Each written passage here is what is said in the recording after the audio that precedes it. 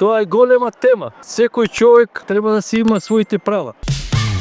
Внимание, зборуваат граѓаните. Дали некои твои права се прекршени, ако се прекршени, кои се тие права? На чист воздух, правото на чист воздух. А право на чист воздух, право на безбедност во сообраќај и ред други. Секојдневно правата се повредуваат. Колку многу се? Не, обетени права, сите се на место. Во Македонија не се загрозени моите права, дека слободно живеам. Ја мислам дека нема човек што нема повредени права. Човекови права, тоа е голема тема. Секој човек треба да си има своите права. Дали поддржуваш еднакви права и слободи за сите луѓе, вклучувајќи ја и ЛГБТ заедницата? Сите човечки права се за сите луѓе. Сека.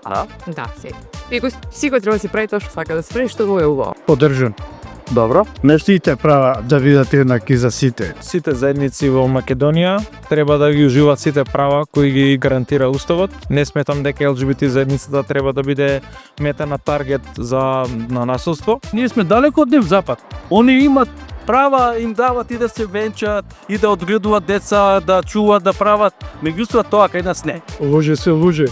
Женосуштество. Така. Секој има право како сака да се определи. Која дискриминирана група на граѓани прва би ја поддржал ти лично? Земјоделците и работзошката класа. Да, зошто? Бидејќи на нивна кичма живееме сите, а сепак се за жал на дното.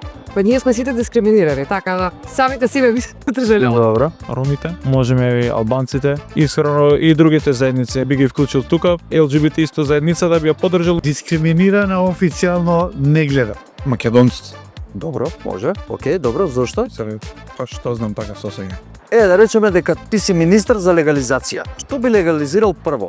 Канабис, сексуални работници или можеби нешто друго? Ако треба бирам помеѓу сексуални работници и канабис, преви канабис. Не си знаеш. Би го легализирала одма, валја канабис ќе им помогне на луѓето кои што имаат потреба од тоа. Со сексуалните работници ќе си останат правата, валја ќе си имаат пензија, ќе си добијат, ако тоа веќе го прават, барем да си бидат заштитени. За сексуалните работи сметам како конзервативно општество не треба да бидат толку јавни. Не би поддржал ниједен. Кога би се легализирала сексуалната работа, тогаш ќе има евиденција од данок до здравје во однос на легализација на канабисот за медицинска употреба и некоја декриминализација до одредена грамажа за лична употреба. Дали забраната за социјални мрежи за лица под 16 години е прекршување на нивните права? Од тој поглед има прекршување. Не е прекршување. Да, зошто? Па затоа што се мали, не треба да има социјални мрежи. Па не мислам дека е прекршување. Моје мислење е дека не треба толку ригорозно да се действува. Треба тука да се има некоја граница.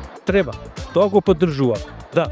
Затоа што тие се сепак деца. Ние кога бевме деца не имавме социјални мрежи, така да би било малце погрешно сега да сугерирам дека наредната генерација не би требало.